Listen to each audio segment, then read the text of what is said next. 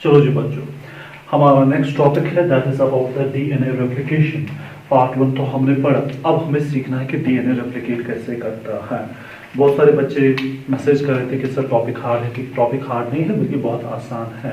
आप कॉपी खोलें, ठीक है, पेन उठाइए, मेरे साथ साथ आप लिखिए जो मैं डायग्राम बना रहा हूँ, ठीक है। अगर आप लोगों ने डायग्राम को याद रखा तो आसान सा टॉपिक है, कोई मुश्किल नहीं है। सबसे पहले डीएनए रेप्लिकेशन से पहले मैं कुछ बातें आप लोगों को बताना चाहता हूँ, ठीक है। चलो जी, पहले 6 स्टेप्स में डीएनए रेप्लिकेशन होता है वो हम लिखेंगे। सर पहला स्टेप क्या होता है, हम पहले लिखेंगे, रिवाइज करेंगे, फिर आसान हो जाएगा। पहला स्टेप जो है उसको कहते हैं activation. Activation of deoxy ribo nucleotide, ये आप लोगों को याद रखना है। सर पहला स्टेप क्या है भाई? पहला स्टेप है एक्टिवेशन ऑफ डीऑक्सीराइबोन्यूक्लियोटाइड, ठीक है। तो पहला स्टेप हमें याद होगा। क्या है पहला स्टेप डीएनए रेप्लिकेशन में? Activation of deoxyribonucleotide. Second step, ठीक है, एक्सपोजर ऑफ रेप्लिकेशन साइट। दूसरा स्टेप क्या भाई? Exposure of replication site of DNA, ये दूसरा स्टेप है। थर्ड स्टेप,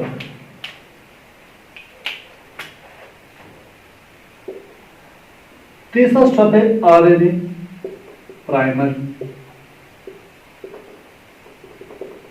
चलो जी, 3 स्टेप पहले हम देखते हैं। Sir activation of deoxyribonucleotide, second exposure of RNA replication, ठीक है, exposure of RNA replication site of exposure of replication site of DNA.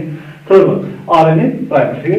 इस आरएनए प्राइमर में मैं यहाँ पे एक हार्ट सा बना रहा हूँ, मतलब ये इंपॉर्टेंट है बिकॉज अगर हमारे बॉडी में हार्ट पंप ना करे तो हम जिंदा नहीं रह सकते हैं, ठीक है।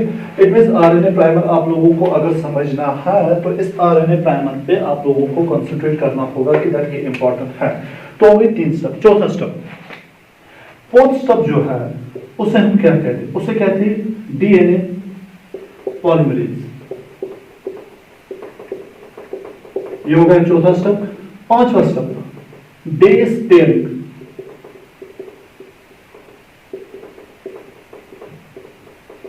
कितने स्टेप हो गए? 5। एंड द लास्ट स्टेप उसको कहते हैं चेन फॉर्मेशन।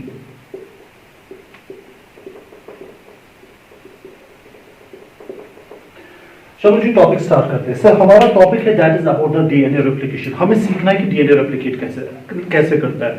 अगर आप लोगों को डीएनए रेप्लिकेशन याद रखना है, पहले 6 स्टेप्स याद रखिए। अगर आप लोगों ने ये 6 स्टेप्स याद रखे, आप लोगों के लिए आसान होगा। डीएनए रेप्लिकेट कैसे करता है आप लोगों को आसानी से आएगा, ठीक है। पहला स्टेप क्या है? Activation of deoxyribonucleotide. Second step is exposure of ठीक है रेप्लिकेशन साइट ऑफ डीएनए, ठीक है। Third step RNA primer. चौथा है डीएनए पॉलीमरेज, ठीक है। पांचवा है बेस पेयरिंग। छठा है चेन फॉर्मेशन। कुछ तो वही से कह रहे हैं कि हम हमारे बारे में क्या सीखना है आप लोगों को। जैसे डीएनए पॉलीमरेज खुद ही कह रहा है, मैं क्या हूं? Base pairing. आप लोगों को अंदाजा आना चाहिए कि बेस पेयरिंग का मतलब क्या है। चेन फॉर्मेशन खुद ही कह रहे हैं कि चेन बनानी है। अगर चेन बनानी है, छोटी छोटी चीजों को मिला के जाओ तभी तो चेन बनेगी। मतलब कुछ ऐसे स्टेप्स हैं जो खुद ही कह रहे हैं कि हमारे बारे में आप लोगों को क्या पढ़ना है। लेकिन इनको पढ़ने से पहले मैं आप लोगों को डीएनए रेप्लिकेशन के बारे में बताना चाहता हूँ कि डीएनए रेप्लिकेट कैसे करता है। अगर आप लोगों का ख्याल ये है, ठीक है, देखिए हमने डीएनए बनाया था। डीएनए क्या होता है? Sir DNA is a double strand molecule DNA होता है। तो मैंने आप लोगों को रेप्लिकेशन में सिखाया था, जब डीएनए को रेप्लिकेट करना होता है वो सेमी कंजर्वेटिवली रेप्लिकेट करता है। मैं यहां पे लिखूंगा सेमी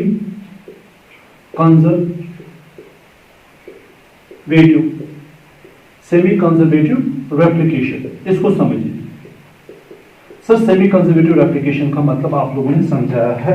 मैंने आप लोगों को सेमी कंजर्वेटिव रेप्लिकेशन का मतलब होता है ये जो नया डीएनए बनेगा उसमें एक स्ट्रैंड पैरेंट का होगा, दूसरा स्ट्रैंड उसमें क्या होगा? उसमें दूसरा स्ट्रैंड नया होगा। अच्छा, तो ब्लू वाला क्या है? ये जो ब्लू वाला है जो पैरेंट का था, ठीक है। अच्छा, यहाँ जो दूसरा स्ट्रैंड बनेगा, ये जो ब्लैक वाला है ये पैरेंट का है, और इसमें जो यहाँ किसे बनाए, हाँ, और ये जो रेड वाला बन रहा है ये नया स्ट्रैंड है, इसको कहते हैं सेमी कंजर्वेटिव। ये आप लोगों ने सीखा है। लेकिन सर रेप्लिकेट कैसे करता है, पहला question number 1। Sir question number 1 है, अच्छा डीएनए रेप्लिकेशन से पहले आप लोगों को खास ख्याल रखना है, ठीक है, पोलैरिटी का, ठीक है। अगर एक चेन में 5:3 है, ठीक है, मतलब यहाँ पे 5 एंड ऑफ फॉस्फेट है और यहाँ पे 3 एंड ऑफ हाइड्रोक्सिल है, तो दूसरे साइड से क्या होता था, दूसरे साइड से होता था 5 एंड और उसके अपोजिट क्या होता था, वहां पे होता था 3 एंड। ये आप लोगों को याद रखना है। अब आप मुझसे पूछोगे कि सर डीएनए रेप्लिकेशन कैसे होता है। अगर आप लोगों का ख्याल ये, आप लोग देखें मैं क्या समझाना चाहता हूँ, आप लोग मुझे कहोगे सर ये जो स्ट्रैंड है ना, क्या ये पहले एक स्ट्रैंड अलग होता है, उसके बाद दूसरा स्ट्रैंड अलग होता है। तो मैं ये आप लोगों को समझाना चाहता हूँ भाई, डीएनए रेप्लिकेशन समझने के लिए आप लोगों को ये नहीं समझना, ये मत सोचे कि एक स्ट्रैंड पहले अलग हो जाएगा, दूसरा स्ट्रैंड फिर अलग हो जाएगा, ठीक है। ऐसे डीएनए रेप्लिकेशन बिल्कुल भी नहीं होती है। अगर आप लोगों का ये कॉन्सेप्ट है तो आप बिल्कुल गलत हो। कॉन्सेप्ट समझने के लिए हमें ये 6 स्टेप्स की जरूरत है।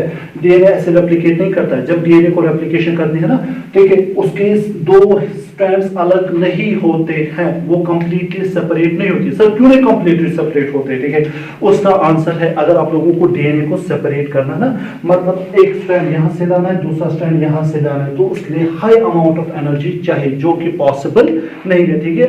बात समझो, ठीक है। अगर आप लोग कहोगे सर ये जो डीएनए है, डीएनए जब रेप्लिकेट करेगा तो उसमें पहले एक स्ट्रैंड यहां से जाएगा, दूसरा स्ट्रैंड यहां से जाएगा, फिर वो रेप्लिकेशन करेगा, नहीं, गलत है, ठीक है। डीएनए ऐसे रेप्लिकेट नहीं करता है। तो सर डीएनए रेप्लिकेशन कैसे होती है वो हमें समझना है, ठीक है। अब यहां तक आप लोगों को समझ में आना चाहिए, ठीक है, जितने भी चीजें मैंने आप लोगों को समझाई। बस आपको याद रखना है semi conservative replication. Semi conservative replication का मतलब क्या है, एक नए डीएनए में एक स्ट्रैंड पैरेंट का होता है, एक नया बना होता है। एक स्ट्रैंड ब्लू वाला पैरेंट है, रेड वाला नया होता है, इसको कहते हैं सेमी कंजर्वेटिव रेप्लिकेशन। अब देखिए रेप्लिकेशन कैसे होती है। अब आप लोगों को स्टेप बाय स्टेप याद रखना है।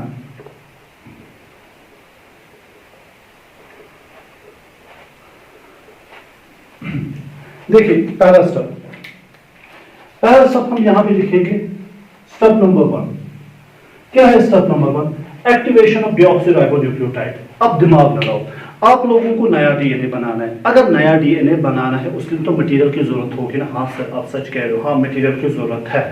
कौन है डीएनए का मटेरियल? सर मैं सोचूं डीएनए बना है नाइट्रोजन बेस का। हाँ भाई सही है, चलो जी लिखिए यहाँ पे नाइट्रोजन बेस, नाइट्रोजन बेस। और सर ये बना है पेंटोस शुगर का और बना है फॉस्फेट ग्रुप का। ये है ना आप लोगों का न्यूक्लियोटाइड यही बना होता है ना सर। हमारा जो डीएनए है वो बना है न्यूक्लियोटाइड का, ठीक है। उसमें नाइट्रोजन बेस होते हैं, पेंटोस शुगर होती है और फॉस्फेट ग्रुप होता है। अब देखिए मैं क्या समझाना चाहता हूं। आप लोगों की जो सेल है, आप लोगों की क्या है सेल, उस सेल में होता है न्यूक्लियस। चलो जी अब मैं यहाँ पे न्यूक्लियस बड़ा बना रहा हूं ताकि आप लोगों को समझ में आ जाएगा, ठीक है। उसमें होता है डीई, बात समझना, एएमपी, बात समझे मैं क्या कहना चाहता हूं। सर डीईएएमपी का मतलब क्या होता है? डीईएएमपी इसका मतलब होता है डीऑक्सी एडेनोसिन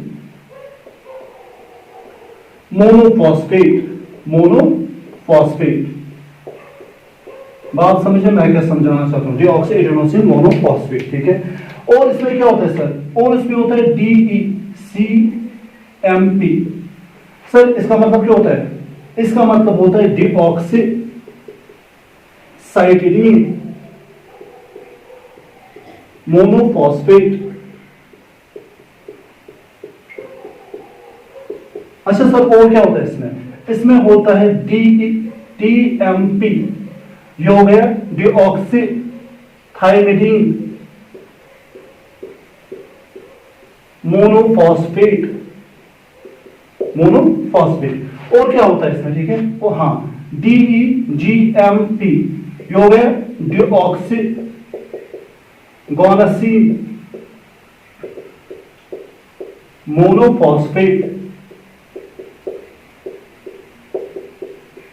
अब बात समझिए सर, पहला स्टेप है एक्टिवेशन ऑफ डीऑक्सीराइबोन्यूक्लियोटाइड्स। बात समझिए मैं क्या समझाना चाहता हूँ। सर न्यूक्लियस में प्रेजेंट होते हैं सबस्टेंस, कौन होता है? डीऑक्सीसाइटिडीन मोनोफॉस्फेट, जिसे कहते हैं डीईसीएमपी।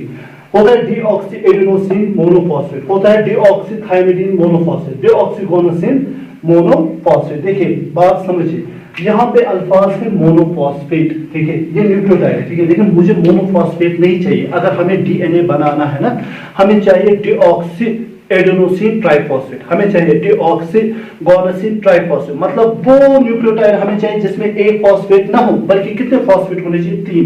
जिस बच्चे को यहाँ पे याद रहा, ठीक है, कि मुझे मोनो से इसको, ठीक है, ट्राइफॉस्फेट में कन्वर्ट करना है, उसको कहते हैं एक्टिवेशन ऑफ डीऑक्सीराइबोन्यूक्लियोटाइड। सर आप हमें क्या समझाना चाहते हो? ठीक है, मैं आप लोगों को बेटा ये समझाना चाहता हूँ, इन सब के पास मोनोफॉस्फेट है, हमें इनको मोनो से किस में कन्वर्ट करना है? ट्राई, ठीक है। तो डीऑक्सी, देखिए डीऑक्सीसाइटिडीन मोनोफॉस्फेट, ये जो इसको हम कन्वर्ट करते हैं डीऑक्सीसाइटिडीन सीटीपी, डीऑक्सीसाइटिडीन ट्राइफॉस्फेट, इसमें कन्वर्ट करते हैं डीऑक्सीसाइटिडीन ट्राइफॉस्फेट। डीईएएमपी, इसको हम कन्वर्ट करते हैं डीऑक्सी एडेनोसिन ट्राइफॉस्फेट में, ठीक है। अच्छा यहां पे देखिए, ये जो है डी, ठीक है, डीऑक्सीगोनोसिन मोनोफॉस्फेट, इसको हम कन्वर्ट करते हैं डीऑक्सीगोनोसिन ट्राइफॉस्फेट जीटीपी, ठीक है। अच्छा अब यहाँ पे देखिए डीऑक्सीथाइमिडीन मोनोफॉस्फेट, इसको हम कन्वर्ट करते हैं डीऑक्सीथाइमिडीन ट्राइफॉस्फेट में। तो हमने क्या सीखा? हमने सीखा सर डीईएएमपी, ठीक है, deoxy adenosine monophosphate is converted into deoxy adenosine triphosphate. Deoxycytidine monophosphate is converted into deoxycytidine triphosphate. तो हम मोनो को किस में कन्वर्ट करें? भाई हम मोनो को कन्वर्ट कर रहे हैं ट्राइफॉस्फेट में, ठीक है। इस स्टेप को हम कहते हैं एक्टिवेशन ऑफ डीऑक्सीराइबोन्यूक्लियोटाइड, और ये किस एंजाइम की वजह से होता है? उसको हम कहते हैं फॉस्फोराइलेज। ये आप लोगों को याद रखना है। तो ये पहला स्टेप है। पहले स्टेप में हमने सीखा सर एक्टिवेशन होती है, मोनो को कंप्लीट कन्वर्ट करना है ट्राइफॉस्फेट में, तो ये था पहला स्टेप। अब नेक्स्ट स्टेप की ओर हम चलते हैं। तो आई होप आप लोगों ने पहला स्टेप अच्छे से याद रखा होगा। देखिए अभी हम नेक्स्ट स्टेप सीखिए। तो एक्टिवेशन ऑफ डीऑक्सीराइबोन्यूक्लियोटाइड में हम यहां पे देखेंगे, यहां पे लिखेंगे डीईएएमपी, ये कन्वर्ट होता है डीईएटीपी,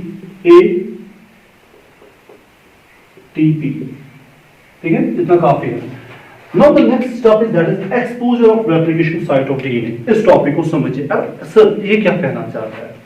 भाई मैंने आप लोगों को पहले ही कहा, अगर आप लोगों का ख्याल है सर ये डीएनए के 2 स्ट्रैंड्स हैं, जब इनको रेप्लिकेट होना है तो ये क्या पूरे अलग होते हैं? भाई नहीं, ये गलत स्टेप है, ये प्रोसेस, ये स्टेप सही नहीं है। तो सर रेप्लिकेशन कैसे होती है? रेप्लिकेशन समझने के लिए, ठीक है, मैं आप लोगों को ये समझाना चाहता हूं।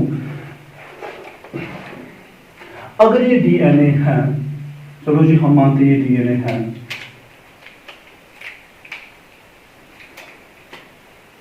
ये डीएनए है, डीएनए का एक पर्टिकुलर साइट होता है, सपोज यहां पे, ठीक है, डीएनए में एक पर्टिकुलर सेगमेंट होता है जहां पे रेप्लिकेशन हो सकती है। डीएनए के हर एक सेगमेंट में रेप्लिकेशन नहीं हो सकती, डीएनए का एक पर्टिकुलर सेगमेंट होता है जहां पे रेप्लिकेशन हो सकती है। उस सेगमेंट को हम कहते हैं ऑरिजिन ऑफ रेप्लिकेशन। उस सेगमेंट को हम क्या कहते हैं? ऑरिजिन ऑफ रेप्लिकेशन, या इसे हम कहते हैं ऑरिजिन। सर ऑरिक किसे कहते हैं? भाई ऑरिक का मतलब होता है सर डीएनए, डीऑक्सीराइबोन्यूक्लियोटाइड जो सेगमेंट है, जो स्ट्रैंड है, उसके हर एक सेगमेंट में रेप्लिकेशन नहीं हो सकती है। उसमें एक पर्टिकुलर साइट होती है जहां पे रेप्लिकेशन हो सकती है, उसको हम कहते हैं ऑरिजिन ऑफ रेप्लिकेशन, या हम उसे कहते हैं ORI, ठीक है, ऑरिक, ठीक है। अब देखिए यहाँ पे, अब जो पहला स्टेप था, पहले हमें तैयारी करनी थी। पहले तैयारी क्या करनी थी? पहले हमें करना था, हमें डीऑक्सी एडेनोसिन मोनोफॉस्फेट को कन्वर्ट करना था ट्राइफॉस्फेट में। जितने भी चारों के चारों को ट्राइफॉस्फेट में कन्वर्ट करना था, वो हमने कर दिया। अब नेक्स्ट स्टेप क्या है? नेक्स्ट स्टेप भाई बहुत आसान है। अब हमें देखना है वो साइट जहां से हमें रेप्लिकेशन करनी है। तो टॉपिक का नाम क्या है? Exposure of replication site of DNA. भाई अब ढूंढो, अगर रेप्लिकेशन करनी है डीएनए में वो साइट ढूंढो जहां पे रेप्लिकेशन होने वाली है। तो आप किस साइट को ढूंढेंगे? सर हम ढूंढेंगे ओरिजिन ऑफ रेप्लिकेशन। ठीक है, ये है दूसरा स्टेप। अब देखिए इसमें क्या होता है। सही है, अगर मैं आप लोगों को समझाऊं, ऐसे मैं समझाऊंगा। चलो ऐसे बनाते हैं, ये इनमें बेस पेयर्स है, आप लोगों को ऐसे समझ में आएगा। ये हमारा डीएनए है, ठीक है। अब हमने देखा इट इज द साइट, ये जिसको मैंने रेड से रिप्रेजेंट किया, ये है साइट ऑफ ओरिन। ये क्या है? Site of origin. अब बात समझना, जिस बच्चे को ये स्टेप समझ में आएगा उसको बाकी सारे स्टेप समझ में आएगा, उसको समझ में भी आएगा कि रेप्लिकेशन कैसे होती है। It's a double standard DNA molecule, ठीक है। तो सर हमने इसमें पहले ओरिन लोकेट किया, अब ओरिन, ठीक है। उसके बाद सर क्या होगा? उसके बाद एक एंजाइम होती है। सर एंजाइम का नाम क्या है? एंजाइम का नाम है हेलिकेज, HELICASE, हेलिकेज। बात सुनो, मैं क्या समझाना चाहता हूँ। जब भी आपको हेलिकेज याद रखना है ना, समझना कि ये कैंची है, या समझो ठीक है कि ये कैंची है, ठीक है। देखो ये क्या करते हैं, ठीक है। Eight the site of helicase आता है, कहाँ पे आता है? हेलिकेज आता है एट द साइट ऑफ ओरिन। तो वो क्या काम करता है? देखिए यहाँ पे आप देखिए, मैं क्या समझाना चाहता हूँ। सर यहां तक तो सेम है, ठीक है। यहां पे क्या आया है आप लोगों का? यहां पे आया है हेलिकेज, HELICASE, हेलिकेज, ठीक है। ये एंजाइम है। अब देखिए ये हेलिकेज क्या कर रहा है, अब अंदाजा लगाइए। देखिए यहां पे ये एक दूसरे के साथ बंधे हुए थे, अब देखिए इसने इनको सेपरेट करना शुरू कर दिया, इसने इनको सेपरेट करना शुरू कर दिया। देखिए दिमाग लड़ाए, अगर आप लोगों ने दिमाग लड़ाया तो बहुत आसान है। सर हेलिकेज ने क्या काम कर दिया? इसने इसको यहां से काट, देखिए इसने इसको सेपरेट किया, एक स्ट्रैंड को यहां से खोल दिया, दूसरे स्ट्रैंड को यहां से खोल दिया।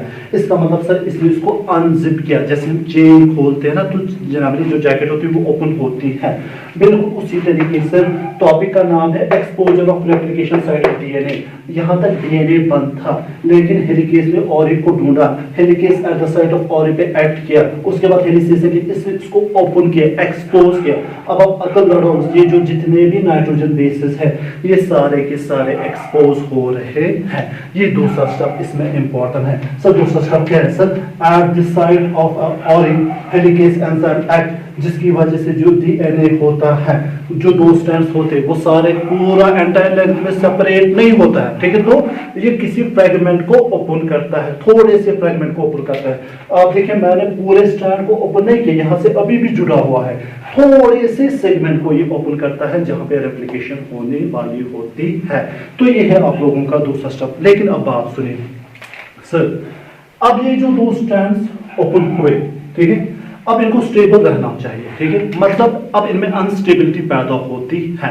ये जो दो स्ट्रैंड्स ओपन हो गए, ये यहाँ पे, अब इनमें स्टेबिलिटी होनी चाहिए, ठीक है। अब इनको स्टेबिलिटी प्रोवाइड करनी है, इस पॉइंट को समझिए। इनमें स्टेबिलिटी प्रोवाइड करता है, यहां पे आता है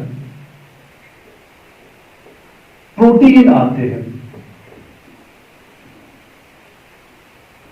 उन प्रोटीन को हम कहते हैं SSBP, ठीक है। अब नहीं कहना sir state Punjab national bank, ये कुछ ऐसा नहीं है, ठीक है। इसका मतलब होता है सर इस डीएनए में जिसको हमने सेपरेट किया, इसमें स्टेबिलिटी प्रोवाइड करनी है। बस स्टेबिलिटी कैसे प्रोवाइड करेंगे? सब प्रोटीन होते हैं, उन प्रोटीन का नाम क्या है? SSBP, single stranding binding protein, जो यहाँ पे ज्वाइन होते हैं और इसको स्टेबिलिटी प्रोवाइड करते हैं।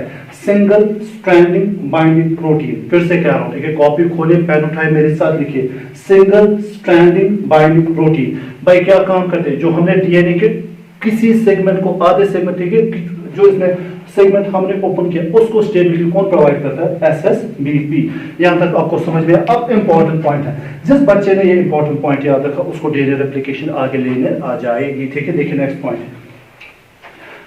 नेक्स्ट पॉइंट, मैंने कहा सर आपने क्या कहा, सपोज ये 3 एंड है और ये 5 एंड है, बात समझ में आए? अच्छा, उसके बाद तो ये कौन सा एंड होगा, 5 एंड, ये कौन सा एंड होगा, 3 एंड। अब देखिए मुझे आप लोगों को क्या समझाना है, मुझे जो आप लोगों को समझाना है, ये 3 एंड है और ये 5 एंड है, ये 5 एंड है, ये 3 एंड है। अब मुझे बताइए रेप्लिकेशन कहां से होगी, अक्ल लगाओ सर, रेप्लिकेशन होगी जहां से सेगमेंट खुला है, जहां से सेगमेंट एक्सपोज है। यहां से सेगमेंट एक्सपोज है कि यहां से, ऑब्वियसली यहां से। गुड, काबिल बच्चे हो, शाबाश, ठीक है, माँ बाप का नाम रोशन करना। अब देखो यहाँ पे सर, ये जो 3 सेगमेंट पे डीएनए एक्सपोज हुआ है, अब कौन सा 3 होगा, जो एक्सपोज हुआ कि जो एक्सपोज नहीं हुआ? सर जो एक्सपोज हुआ है, दूसरा शब्द तो वही कहते हैं ना, exposure of replication site of DNA. उस पे देखिए, याद रखना है आपको, जो 3 to 5 स्ट्रैंड होता है, बात सुनो मैं क्या समझाना चाहता हूँ, इंपॉर्टेंट पॉइंट है। मतलब ये वाला स्ट्रैंड, ये वाला स्ट्रैंड है, क्योंकि यहां से ये बंद है, ठीक है, जहां से ओपन होना चाहिए, 3 to 5 स्ट्रैंड, ठीक है, उसमें रेप्लिकेशन कंटिन्यूअस होती है। ये पॉइंट आप लोगों को याद रखना है, उसमें रेप्लिकेशन क्या होती है, कंटिन्यूअस।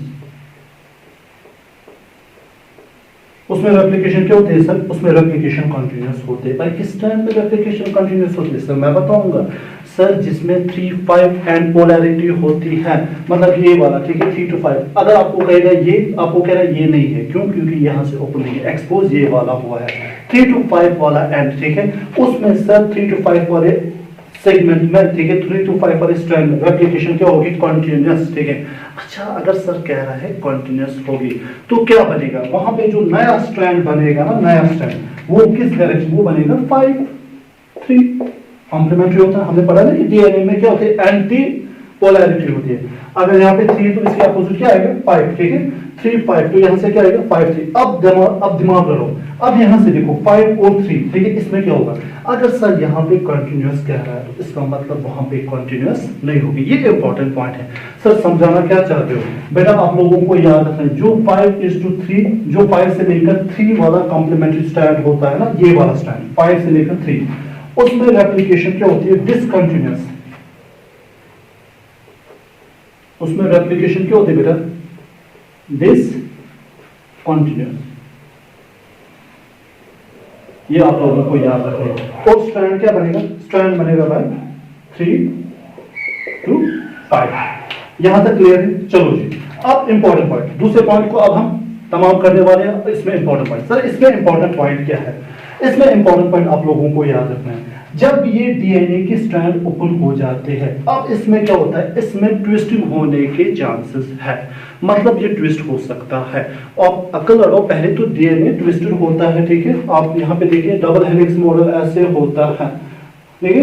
अब हमने इसको ओपन किया, तो इन स्ट्रैंड्स में चांसेस है ये क्या कर सकते हैं सर, ये ट्विस्ट हो सकते हैं, ठीक है, इनमें टेंशन होता है। तो टेंशन कम करने के लिए, नाम याद रखो, ठीक है सर, इनमें टेंशन कम करने के लिए यहाँ पे एक एंजाइम लगती है, उसको कहते हैं टोपो आइसोमेरेज।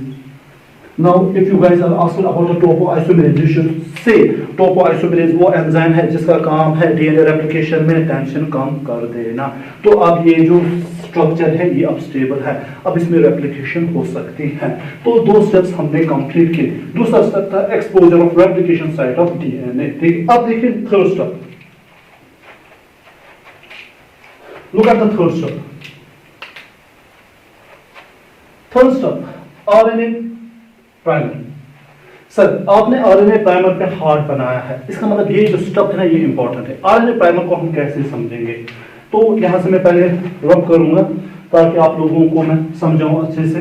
इसमें डायग्राम की ज्यादा जरूरत है, मैं डायग्राम रब नहीं कर सकता हूं क्योंकि ये डायग्राम मुझे जरूरत है, वो कॉपी करके रखिए, ठीक है, वो मुझे इस्तेमाल करने। देखिए यहां पे किस एंड पे कंटिन्यूअस होगा, 3 एंड की 5 एंड पे, ऑब्वियसली कंटिन्यूअस यहां से होगा। देखो यहां सुनो, आरएनए प्राइमर क्या होता है, आरएनए प्राइमर, आरएनए प्राइमर, इसमें मैं ज्यादा टाइम नहीं खाऊंगा, बस मैं कुछ इंपॉर्टेंट सी बातें इसमें आप लोगों को बताऊंगा। आरएनए प्राइमर सर होता है, ये होता है स्मॉल स्ट्रैंड ऑफ, ये क्या होता है भाई, स्मॉल स्ट्रैंड ऑफ आरएनए, ये क्या होता है, स्मॉल स्ट्रैंड ऑफ आरएनए, ठीक है। जिसको बनाती है एक एंजाइम, उसको हम कहते हैं प्राइमेज। उस एंजाइम को हम क्या कहते हैं? प्राइमेज। अगर आप लोगों से कहेगा आरएनए प्राइमर कौन बनाता है, आपको कहना सर आरएनए प्राइमर को बनाता है प्राइमेज। कौन बनाता है? प्राइमेज। ठीक है, अब देखिए यहाँ पे इसको नोट कीजिए। अब यहाँ पे नया डीएनए बनेगा कि नहीं? उस नए डीएनए को मैं रिप्रेजेंट करता हूँ रेड से। अब ये नया डीएनए यहाँ से बनेगा। अब देखो हो रही है कि रेप्लिकेशन के लिए यहाँ से हो जाएगी। ठीक है, क्योंकि 3 से लेकर 5 तक जा रहा है डीएनए। मैं अगर मुझे इसमें रेप्लिकेशन करनी है तो मुझे न्यूक्लियोटाइड्स को ऐड करना है। ठीक है, मैंने जो ये DEATP बनाया, DECTP बनाया, ठीक है, मुझे इनको यहाँ पे उसको ऐड करना है। लेकिन अगर आरएनए प्राइमर नहीं होगा तो आप लोगों का जो एंजाइम है ना डीएनए पॉलीमरेज, वो इसको ऐड नहीं कर सकता है। सर आप क्या कहना चाहते हो? भाई मैं आप लोगों को ये समझाना चाहता हूँ, सपोज ये नया रेप्लिकेशन यहाँ पे हो रही है, यहाँ पे अटैच होता है, जो मैंने ब्लू कलर से दिखाया उसको कहते हैं आरएनए प्राइमर। उसको क्या कहते हैं? RNA primer. आरएनए प्राइमर की वजह से ही डीएनए पॉलीमरेज, ठीक है, इसमें रेप्लिकेशन कर सकता है। रेप्लिकेशन का मतलब वो इसमें न्यूक्लियोटाइड्स को ऐड कर सकता है। ये आप लोगों को समझना है। तो मुझे एक बात बताइए, यहाँ पे आप देखिए ये 3 एंड है। किसका 3 एंड है? पैरेंट का। तो ये कौन बन रहा है? अब रेड कलर बन रहा है नया। तो यहाँ पे कौन सा एंड होगा? खुद ही बताइए। यहाँ पे होगा ना 5 एंड। यहाँ पे कौन सा एंड होगा? 5 एंड। तो आप लोग मुझे बताइए, अब खुद ही बताइए सर ये 5 एंड है, ये कौन सा एंड है बेटा? सर ये 5 एंड है। तो आरएनए प्राइमर कहां पे होता है? सर आरएनए प्राइमर होता है 5 end of new DNA. 5 end of new DNA, ये आपको खास ख्याल रखना है। अगर पूछा जाएगा आपसे सर आरएनए प्राइमर कहां पे होता है, आप लोगों को कहना है सर आरएनए प्राइमर होता है, it is present at the 5 end of a new DNA. देखिए बन रहा है ना सेमी कंजर्वेटिव। अभी इस पे मैं नहीं आया, ये भी मैं समझाऊंगा। ठीक है, ये जो रेड कलर का डीएनए यहां से बन रहा है, ठीक है, तो उसके लिए चाहिए आरएनए प्राइमर। इनिशिएशन, अगर आपको रेप्लिकेशन को कंटिन्यू करके स्टार्ट करना है तो उसके लिए आपको आरएनए प्राइमर चाहिए, जिसकी मदद से डीएनए पॉलीमरेज, ठीक है, वो न्यूक्लियोटाइड्स को ऐड कर सकता है। अच्छा एक चीज मैं आप लोगों को बताना, ठीक है, आप लोग समझे मैं क्या समझाना चाहता हूं। ये जो डीएनए रेप्लिकेशन होती है ये हमेशा होती है 3:5। किस स्टार्ट होते हैं? 3:5। बात सुनो मैं क्या समझाना चाहता हूँ। डीएनए रेप्लिकेशन जब भी होगी ना, ये स्टार्ट होगी कहां से? 3:5। ये कभी 5:3 से नहीं चली जाती है। अब आप लोग दिमाग लगाए, ठीक है, इस्तेमाल कीजिए। सर क्या दूसरी रेप्लिकेशन यहां से होगी? नहीं, ये 5 एंड है। मैंने क्या कहा? डीएनए रेप्लिकेशन कहां से स्टार्ट होती है? रेप्लिकेशन स्टार्ट होते है, उसमें एक स्टेप होता है 3:5 एंड में स्टार्ट होती है। यहां से 3:5 ये ठीक है। सर यहां से नहीं स्टार्ट हो रही है तो कैसे स्टार्ट होगी? इसमें जो स्टार्ट होगी ना, ये स्टार्ट होगी यहां से। अब यहां पे हमें अवेलेबल है ना, तो वो मैं बना रहा हूं ब्लू कलर से। चलो जी ग्रीन कलर से बनाएंगे। ये बात मैं इसको हाईलाइट कर रहा हूं यहां पे, तो ये तो नहीं बना है, इसको बनाएंगे ब्लू से बनाएंगे। कहां से जा रहा है? आप देखिए यहां पे 3 है ना, 3:5 एंड जा रहा है। तो इसका प्राइमर कहां पे लगेगा? इसका प्राइमर, ठीक है, आरएनए प्राइमर यहां पे लगेगा। इसका आरएनए प्राइमर क्या लगेगा? यहां पे इसका आरएनए प्राइमर लगेगा। ये इंपॉर्टेंट स्टेप है। इस स्टेप को आप समझे मैं क्या समझाना चाह रहा हूं। सर आरएनए प्राइमर हमेशा लगता है नए डीएनए के 5 एंड पे, ठीक, अच्छे से। और जब भी रेप्लिकेशन होगी ना, वो एक स्टेप में रेप्लिकेट होगी 3:5। अब 3:5 यहाँ है तो यहाँ से रेप्लिकेशन स्टार्ट हो जाएगी। डायरेक्शन ऐसे है, ये हमें समझ में आया।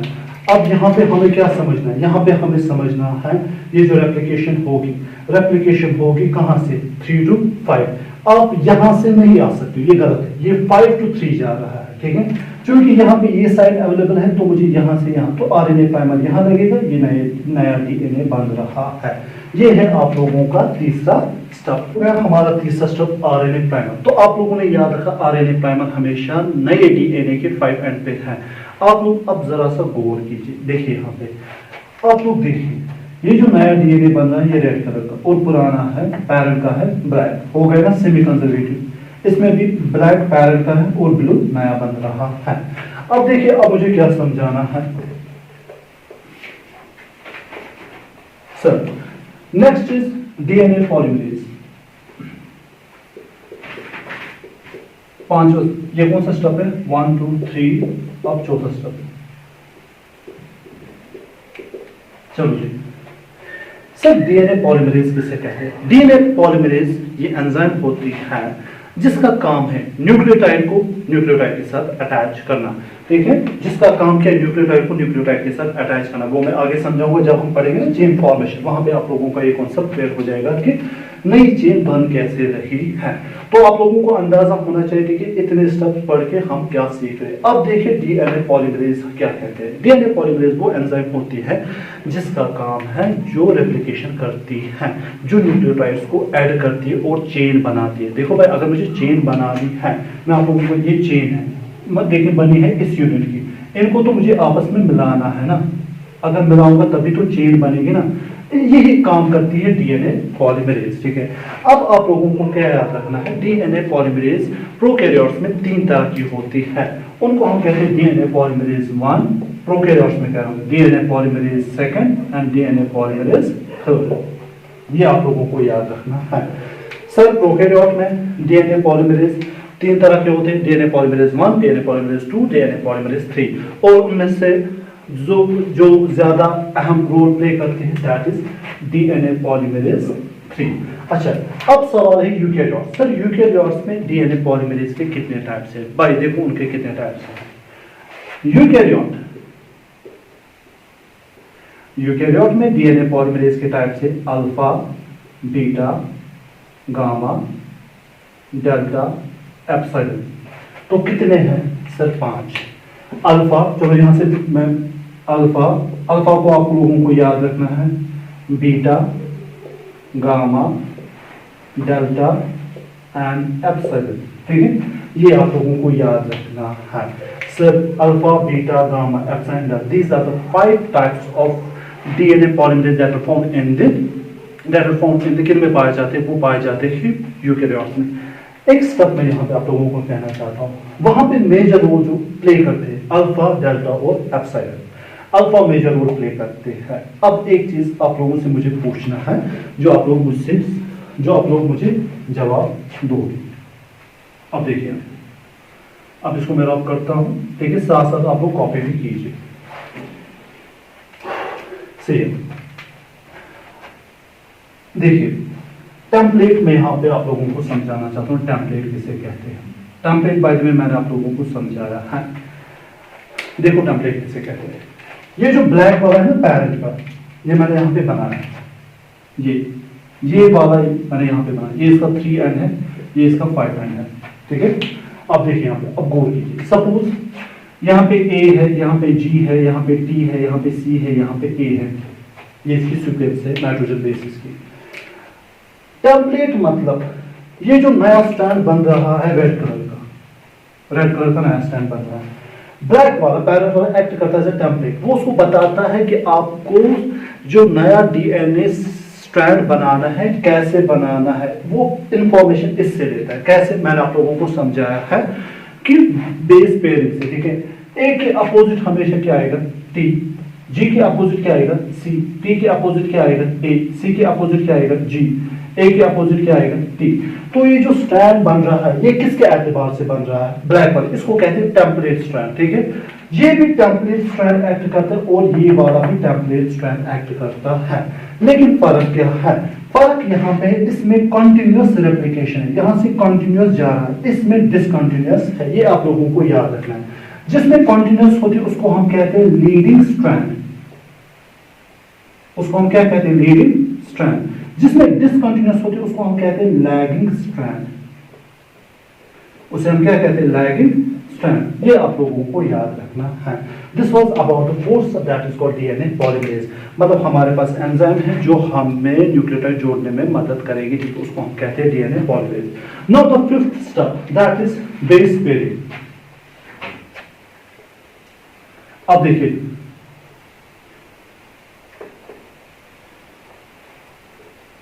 अब बेस पेयरिंग देखिए। अब यहां पे मसला है base pairing. By the way मैंने आप लोगों को समझाया अभी। ठीक है, चलो फिर से बनाते हैं आप लोगों को समझाने के लिए। बेस पेयरिंग AGTCA, जो भी आपको अच्छा लगे वो डालिए। अब देखो यहां पे बेस पेयरिंग का मतलब क्या होता है, ये है टेम्पलेट स्ट्रैंड। अब हमें कौन सा स्ट्रैंड बनाना है, हमें एक और स्ट्रैंड बनाना है जो हमें रेड से बनाना है। अब आप लोग देखिए, मैं इसको यहां पे लिखूंगा ब्लू से। ए के अपोजिट कौन आएगा सर, ए के अपोजिट आएगा टी, जी के अपोजिट क्या आएगा सी, टी के अपोजिट ए, सी के अपोजिट जी, ए के अपोजिट टी। अच्छा अब देखिए यहां पे, लेकिन ये जो है खुद ही बताया मैंने क्या कहा था इस वक्त, ये डीऑक्सी एडेनोसिन ट्राइफॉस्फेट, इनके पास 3 फॉस्फेट होते हैं। इसके पास भी 3 फॉस्फेट है, इसके पास भी 3 फॉस्फेट है, इसके पास भी 3 फॉस्फेट है, इसके पास भी 3 फॉस्फेट है, इसके पास भी 3 फॉस्फेट है। अब देखो यहां पे सर नेक्स्ट स्टेप क्या होता है, नेक्स्ट स्टेप ये होता है एडिनो, ठीक है, ए और टी जब मिलते हैं इनके बीच में 2 हाइड्रोजन बॉन्ड बनते हैं। बात सुनो मैं क्या समझाना चाहता हूँ, जी और सी मिलेंगे इनके बीच में 3 हाइड्रोजन बॉन्ड बनेंगे, तो ये बेसिस पेयर हो रहे। टी और ए मिलेंगे तो इनके बीच में 2 हाइड्रोजन बॉन्ड, जी और सी तो 3, ए और टी तो 2 हाइड्रोजन बॉन्ड, ठीक है। अब एक चीज समझना मैं आप लोगों को समझाना चाहता हूँ, ये जो स्ट्रक्चर है ना इसको समझिए। ये स्ट्रक्चर असल में ऐसे होता है, ये थायमिक है, यहां से क्या अटैच होगा, यहां से अटैच होगा, ये ऑक्सीजन है तो ये अटैच होगा किसके साथ, पेंटोस शुगर के साथ। ये हो गया कार्बन नंबर 1, कार्बन नंबर 2, ये हो गया कार्बन नंबर 3, ठीक है। ये आप लोगों को याद रखना है। ये हो गया कार्बन नंबर 4, ये हो गया कार्बन नंबर 5। कार्बन नंबर 5 के साथ क्या अटैच होता है, फॉस्फेट। ये आप लोगों को खास याद रखना है। अब इतने सारे स्ट्रक्चर के बारे में मैंने ये रिप्रेजेंट किया, ये आप लोगों को जरूरी याद रखना है। चलो इस स्ट्रक्चर को मैं बड़ा बनाता हूं ताकि आप लोगों से गलती ना हो, आप लोगों को समझ में आ जाए, ठीक है। ये यहां पे है ऑक्सीजन है, यहाँ पे carbon number 1, carbon number 2, carbon number 3, carbon number 4, ये है कार्बन नंबर 5। अब गलती नहीं करना, कार्बन नंबर 5 के साथ क्या अटैच होता है, फॉस्फेट। कार्बन नंबर 3 के साथ क्या अटैच होता है, हाइड्रोक्सी, ये अच्छे से आपको पता है। कार्बन नंबर 1 के साथ क्या अटैच होता है, नाइट्रोजन बेस। अब ये जो सारा स्ट्रक्चर है ये मैंने यहाँ पे लिखा है TCA, ठीक है, मतलब टी के साथ बाकी ये भी है। अब देखना होगा, अब ये जो है ना ये, ठीक है, इसको सपोज यहाँ पे टी है तो ये है, इसको हम लिखेंगे डीऑक्सी थायमिडीन ट्राइफॉस्फेट, ठीक है। जब इसको बेस पेयर बनाना है एडेनोसिन इसके साथ, इसको किसके साथ बेस पेयर बनाना है, एडेनोसिन के साथ, ठीक है। इसकी ये जो फॉस्फेट होता है ये यहाँ पे 3 होते हैं, लेकिन जब ये इसके साथ बॉन्ड बनाता है तो क्या होता है, यहां से 2 फॉस्फेट बाहर निकालते हैं, पीआई बाहर निकालते हैं, तो 2 बाहर निकलते हैं। ये इंपॉर्टेंट पॉइंट है। सर आप हमें क्या समझाना चाहते हैं, बेटा मैं आप लोगों को ये समझाना चाहता हूँ, ये जो फॉस्फेट है ना यहाँ पे, ठीक है, ये है DETTP, डीऑक्सी थायमिडीन ट्राइफॉस्फेट। इसमें फॉस्फोरस, ठीक है, फॉस्फेट ग्रुप के पास 3 फॉस्फोरस है, लेकिन अब इसको क्या करना है, इसको इसके साथ बॉन्ड बनाना है और इतना है ना, एक न्यूक्लियोटाइड को दूसरे न्यूक्लियोटाइड के साथ अटैच होना है, तो ये कितने फॉस्फेट लॉस करेगा, 2, ठीक है। तो उस 2 फॉस्फेट 2PI उस पे एक्ट करेगी एक एंजाइम, उस पे क्या एक्ट करेगी, एक एंजाइम। उस एंजाइम को हम कहते हैं पायरोफॉस्फेटेज,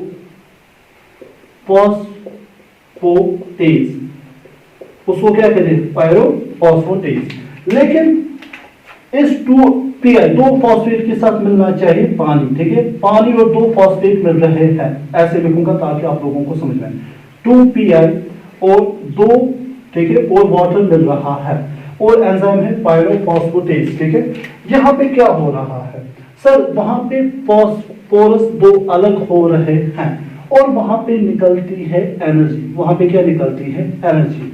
वही एनर्जी हम इस्तेमाल करते हैं इन हाइड्रोजन बॉन्ड्स बनाने के लिए it is the important point जिसको समझाने के लिए मुझे इतना सारा वापस बोलना पड़ा। सर ये जो एनर्जी निकलती है, अब एनर्जी कहाँ से निकलती है? एनर्जी निकलती है सर, ये जो ट्राइफॉस्फेट होता है इसी के दो फॉस्फेट को बाहर निकलते हैं, ठीक है। उसके बाद सर उन पे वो पानी के साथ मिलते हैं और पायरोफॉस्फेट एंजाइम है वो वहां से दो फॉस्फेट को अलग करते हैं, वहां से एनर्जी निकलती है। वही एनर्जी हम इस्तेमाल करते हैं बॉन्ड बनाने में। ए और टी के बीच में 2 बनते हैं, जी और सी के बीच में 3, टी और ए के बीच में 2, जी और सी के 3, ठीक है। तो आप लोगों को याद रखना है ये जो ये है ना, ये एक्टिवेशन ऑफ डीऑक्सीराइबोन्यूक्लियोटाइड, ठीक है। ये जो है ना DEATP, DECMCTP, ठीक है। इनका काम है एक तो ये सबस्ट्रेट एक्ट करते हैं, लेकिन साथ ही साथ ये एनर्जी भी प्रोवाइड करते हैं रेप्लिकेशन के लिए। नेक्स्ट स्टेप, अब देखिए नेक्स्ट स्टेप क्या है। नेक्स्ट स्टेप है चेन फॉर्मेशन। बहुत आसान, उसमें उतना टाइम नहीं लगेगा, आप लोगों का डीएनए कंप्लीट होगा। मुझे डायग्राम पे बात करनी है। अब देखिए यहाँ पे इसी को देखिए, अगर आप लोगों को चेन, देखिए मैं यहाँ पे चेन बना रहा हूँ, मतलब एक न्यूक्लियोटाइड को मैं दूसरे न्यूक्लियोटाइड के साथ मिला रहा हूँ। ये है एक न्यूक्लियोटाइड को मैं दूसरे न्यूक्लियोटाइड के साथ मिला रहा हूँ। देखिए बन रही है चेन, हाँ सर चेन बन रही है। अब इसको इस डायग्राम में आप लोग देखिए, आप लोगों के कॉन्सेप्ट क्लियर हो जाएंगे। देखिए यहाँ पे ये वाला मैं रब करता हूँ,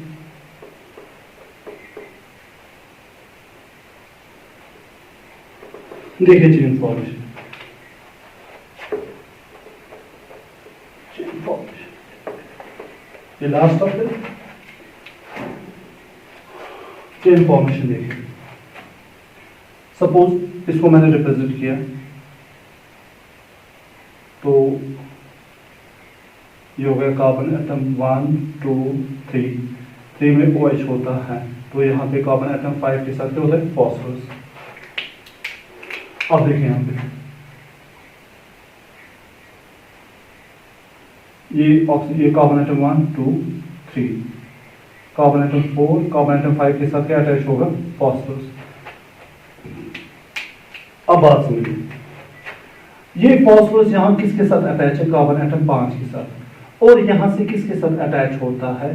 हाइड्रोक्सिल ग्रुप के साथ, और बॉन्ड बनाता है फॉस्फो डाइएस्टर बॉन्ड। यही मतलब होता है एक न्यूक्लियोटाइड दूसरे न्यूक्लियोटाइड के साथ मिल रहा है, उसी को हम कहते हैं चेन फॉर्मेशन। वो कैसे होता है सर? उसमें फॉस्फोरस मिलता है कार्बन नंबर 3 के हाइड्रोक्सिल, देखिए दूसरे न्यूक्लियोटाइड, जो कि मैंने पहले लेक्चर में ही समझाया आपको, और यहां से मिला होता है कार्बन नंबर 5 के साथ, वहां पे बनता है फॉस्फोडाइएस्टर बॉन्ड। तो यहाँ पे ये जो बन रही है ये चेन बन रही है। इसको हम क्या कहते हैं? इसको हम सर कहते हैं, ये बनता है आप लोगों का, ठीक है, यहाँ से बनती है चेन फॉर्मेशन। किससे होती है सर? ये होती है डीएनए पॉलीमरेज एंजाइम की वजह से, जिसमें अल्फा मेजर रोल करती है यूकेरियोट्स में। अब नेक्स्ट स्टेप आप देखिए, इन स्टेप्स को अब ज्यादा से ज्यादा 5 मिनट लगेंगे, अब इनको समझेंगे, ठीक है। मसला खत्म। देखिए मैं डायग्राम्स को आगे ले जाता हूँ, जो डायग्राम्स आप लोगों को याद रखनी है। देखिए यहाँ पे ये स्टेप, इसके बाद क्या होगा? अभी कितना हुआ था? चलो इसको आगे ले जाएंगे। अभी यहां तक हुआ था, ठीक है। तो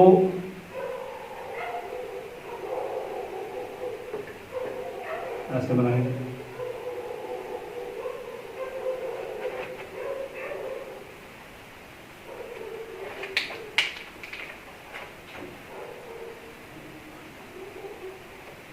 मतलब यहां तक रेप्लिकेशन हुई है। यह है आप लोगों का आरएनए प्राइमर, जो फिर बाहर निकलता है आरएनए प्राइमर।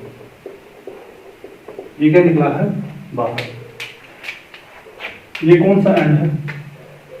ये 3 एंड है, ये 5 एंड है, तो ये बन गया 5 एंड, ठीक है। तो यहां से कंटिन्यूअस है, और यहां पे क्या होगा प्रेजेंट? यहां पे होगा डीएनए पॉलीमरेज प्रेजेंट, ठीक है। अच्छा अब देखिए यहां पे उस वक्त यहां पे हेलिकेज प्रेजेंट था। अब जो हेलिकेज प्रेजेंट होगा,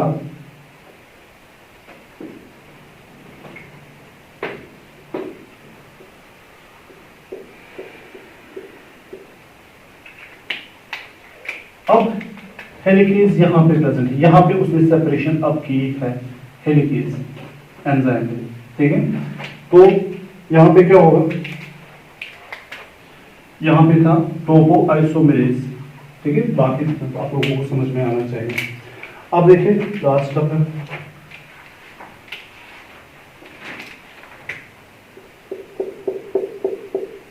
ये कौन सा एंड था, 5 एंड, किससे रिप्रेजेंट किया था हमने, ब्लू से, ठीक है। इसमें डिसकंटिन्यूस होती है, ये बना हुआ है, आधा बन गया, ठीक है। तो यहां से आरएनए प्राइमर बाहर निकला और ये क्या निकला इसका, डिऑक्सी और ये डीएनए पॉलीमरेज। अब किस पे ये रेप्लिकेशन कर रहा है, अब यहां पे देखिए, अब इसकी बारी है रेप्लिकेशन की, और यहां पे क्या लगा होगा, आरएनए प्राइमर, ठीक है। और यहां पे क्या प्रेजेंट होगा, यहां पे प्रेजेंट होगा ये होगा डीएनए पॉलीमरेज। अच्छा, तो डिसकंटिन्यूस चल रही है, लेकिन इसमें क्या होगी, इसमें हम ये यहां बनाएंगे, अब यहां से ऐसे होगा, ठीक है। तो यहां पे ये कंटिन्यू हो रहा है, यहां पे आप लोग देख सकते हो। तो ये है लीडिंग स्ट्रैंड, ये है लैगिंग स्ट्रैंड। अच्छा, एक और मैं आप, ये जो डीएनए सेगमेंट्स है ना, ये जो आधे आधे हैं, इनको फिर एक एंजाइम जोड़ती है, उसको कहते हैं डीएनए लाइगेज। उस एंजाइम को क्या कहते हैं, डीएनए लाइगेज, जो इन फ्रेगमेंट्स को जोड़ती है, और इन फ्रेगमेंट्स को हम कहते हैं ओजार्की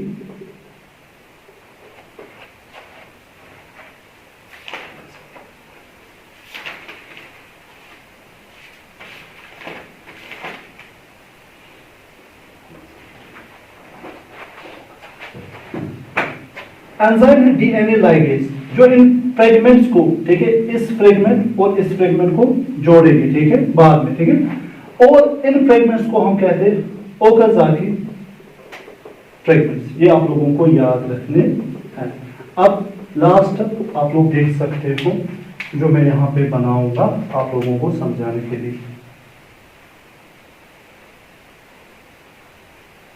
अच्छा, ये जो वाई शेप स्ट्रक्चर बनता है, इसको कहते हैं रेप्लिकेशन फॉर्क, ठीक है, इसको क्या कहते हैं, रेप्लिकेशन फॉर्क, ये आप लोगों को याद रखना है। यहाँ पे भी रेप्लिकेशन फॉर्क बन रहा था, ठीक है, ये रेप्लिकेशन फॉर्क है, इस पे उतना, इस पे ये याद रखना जरूरी है, ठीक है।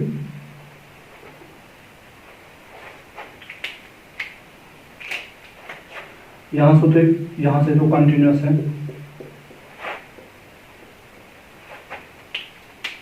अब देखिए, ये जो सेगमेंट है ना, ये ज्वाइन हुए हैं यहाँ पे, किसकी वजह से, डीएनए लाइगेज की वजह से। इन सेगमेंट्स को क्या कहते हैं, ओकाजाकी फ्रेगमेंट्स इनको कहते हैं। बाकी यहाँ से रेप्लिकेशन कंटिन्यू रहती है। तो नटशेल में आप लोगों को ये समझाना चाहता हूँ, nutshell moral of the story मैं आप लोगों को ये समझाना चाहता हूँ, ठीक है। रेप्लिकेशन जब भी होती है वो रेप्लिकेशन फॉर्क की सूरत में होती है, ठीक है, वाई शेप स्ट्रक्चर बनता है, और ये एंटायर लेंथ को सेपरेट नहीं कर सकता, क्योंकि इसमें बहुत सारी एनर्जी की जरूरत है। आप ये 6 स्टेप्स याद रखिए, ठीक है, जहां पे कंफ्यूजन है, ठीक है, आप लोगों से कह सकते हो, मैं आप लोगों को एक्सप्लेन करूंगा। आई होप आप लोगों को सारा समझ आया होगा।